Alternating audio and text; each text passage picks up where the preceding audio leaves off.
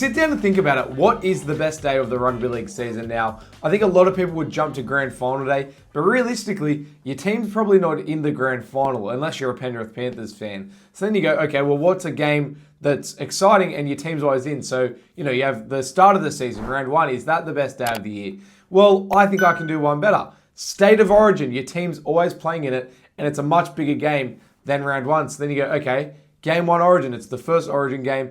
All the drama, all the hype, it's all there. Well, what about the Origin Decider? It is the number one game of the year. It's the number one day of the year as a rugby league fan, and it is this week. I cannot wait. I just love deciders. They're also good because you're not always going to get a decider. So when you get it, usually you do get it, but when you get it, you just appreciate it based on the years when you don't get it. And realistically, this year, as a biased New South Wales fan, we shouldn't be even in a decider, and that's what we're about to talk about. What can New South Wales, what do they have to do to win this game? What do Queensland have to do to win this game? And how did both teams get here? Now, that might sound like a pretty silly question. They both played 2 games of rugby league. They both won one. They both lost one. But what went wrong? What went right? And what can they do to win this game? Let's start with New South Wales. I feel like I usually start with Queensland and end with New South Wales. So we're going to flip it around. New South Wales, game one. They played good enough to win. I feel like they never really got out of second or third gear, but they played some pretty good footy. The tries that they scored were off, some good shape and just exposing some weak Queensland defence. And they won by 12. They missed a lot of goals. They should have won by, 13 plus, a lot more than 12. But they did enough to win that first game up at Suncorp as well. It was a really impressive win. Then New South Wales came into game two, huge favourites over in Perth. They'd never lost in Perth. They'd won, both of the Perth games by like 30 plus. It was an unlosable game. They should have won that game, and this game in Sydney should be a dead rubber. But Queensland did what they always do.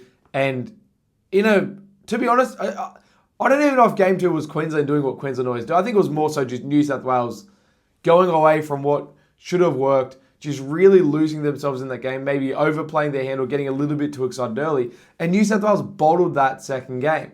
But in the second game, New South Wales scored more tries and they only lost because once again they missed all of their goals or nearly all of their goals. So we really should be heading into this game with New South Wales 2-0. If New South Wales had kicked all of their goals through the first 2 games, they would have won game 1 13 plus at Suncorp. They would have won game 2, but it's State of Origin and Queensland are just, the type of footy side that hangs in there and just finds ways to win games of football that they shouldn't win.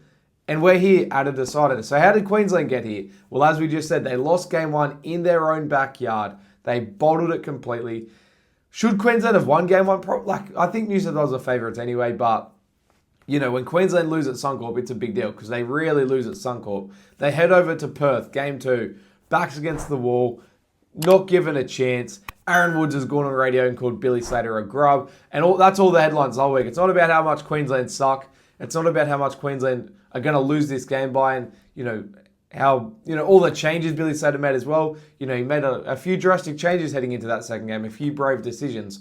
But Queensland go out there, they play really, really good footy in the first half, get a massive lead at halftime, and then thanks to New South Wales missing those goals, they kind of blow the lead, but they don't blow it enough to lose the game. Queensland win game 2, and we head to the decider. So what can both teams do in this decider to win this game? Well, New South Wales, I think they have to play to their strengths. I think they have to go back to what works.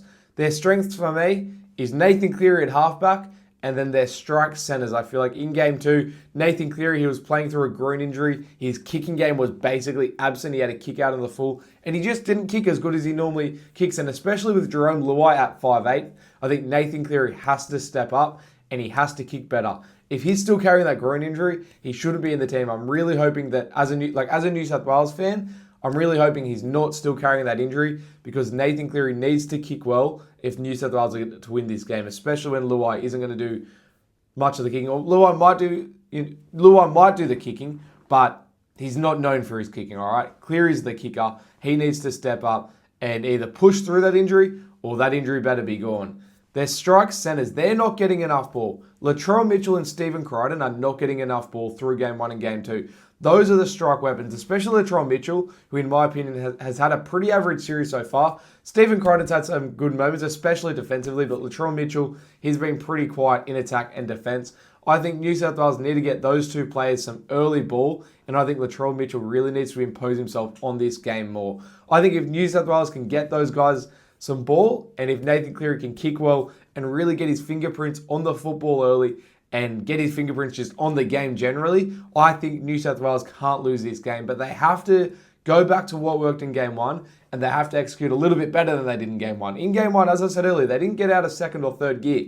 If they can go into this game, kick well early, complete sets early, and get some early ball to those strike centers, they will win this game. But it's easier said than done. They still have to go out there and do it. We saw in Game 2, they struggled to do it. And this is the one thing I want to see New South Wales fix ahead of Game 3. If they can do this, they'll win this game. They need to kick their goals. I'm sick of watching the New South Wales players not be able to goal kick. They have so many good goal kickers in this side. Zach Lomax, normally a good goal kicker. Nathan Cleary can goal kick. Dylan Edwards has been goal kicking at Panthers in the absence of Cleary's goal kicking. Stephen Crichton can goal kick. Latrell Mitchell can goal kick. There is enough goal kickers in this football side that you should not be missing so many goals. You shouldn't be losing Game 2 because you're missing goals. And in Game 1, they missed so many as well. Lock in, kick your goals, and you're going to win the State of Origin decider. Come on, New South Wales, kick your goals. Sorry, I'm a very biased New South Wales fan. But they're the things that New South Wales, if they can do those things, they will win this game of football. So what can Queensland do? Because it sounds like, the way I've just spoken, that Queensland, their backs are against the wall again. If New South Wales do these simple things, Queensland aren't a chance of winning. Well, that's where Queensland love to be. They love their backs against the wall. They love being on the wrong end of the narrative. That's where Queensland play their best footy. And you can see Billy Slater is buying so hard into being on the wrong side of the narrative. You look at some of the selections he's made ahead of this game. Josh Papali'i coming out of retirement and back into this Queensland side. That's narrative. Shibasaki making his Origin debut late in his career after, all the things he's been through, shopped around the NRL. That's narrative. Reece Walsh picked at 18th man instead of fullback.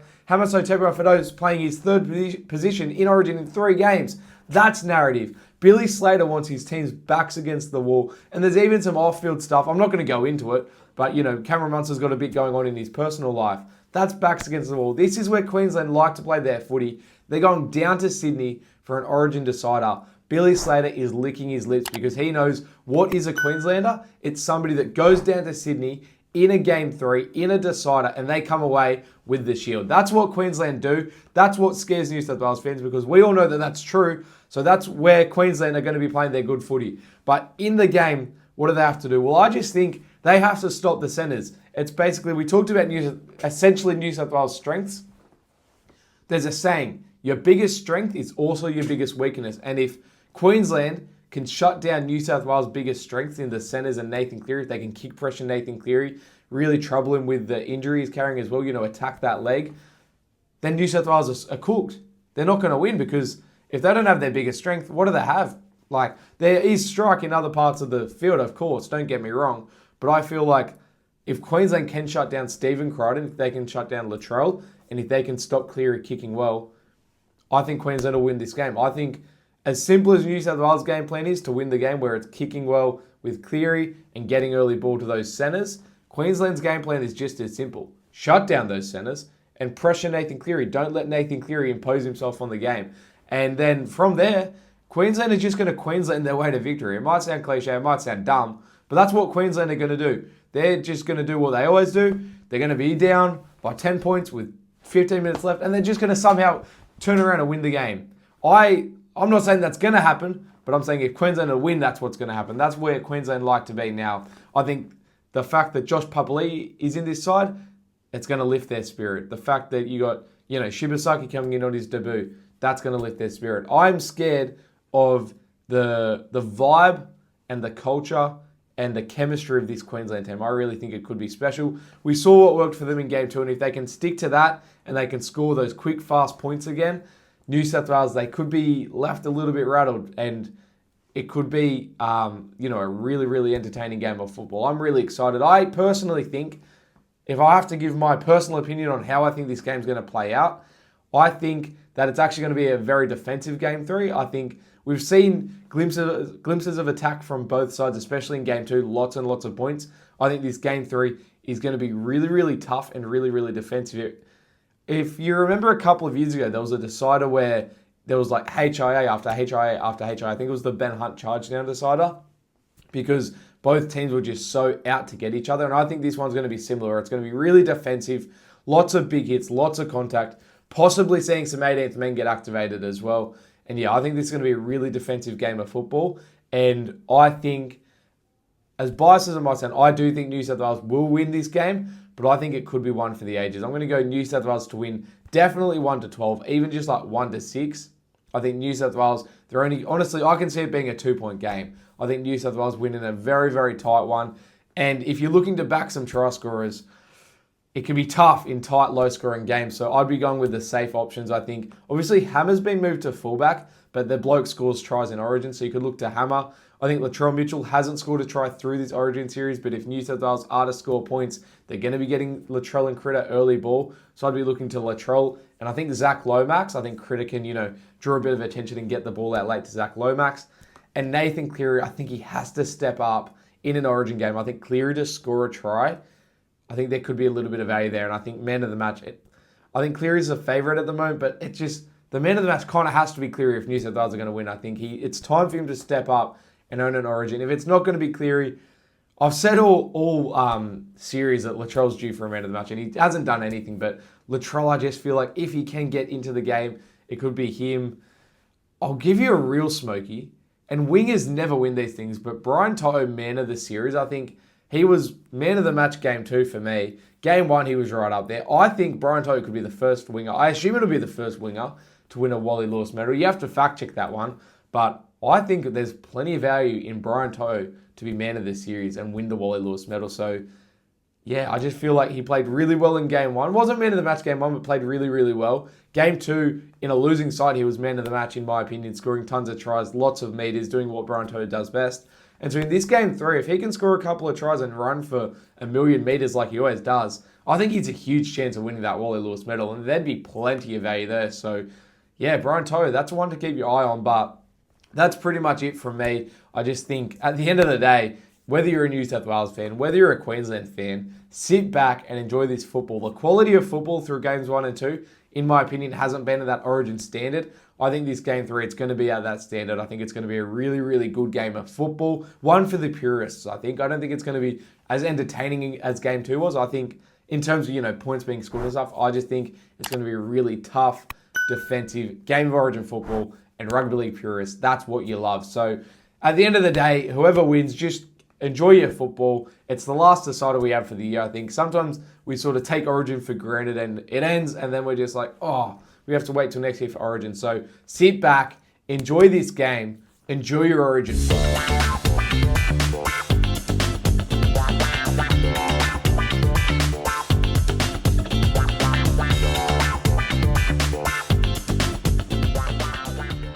You win some, you lose more. For free and confidential support, call the number on the screen or visit the website.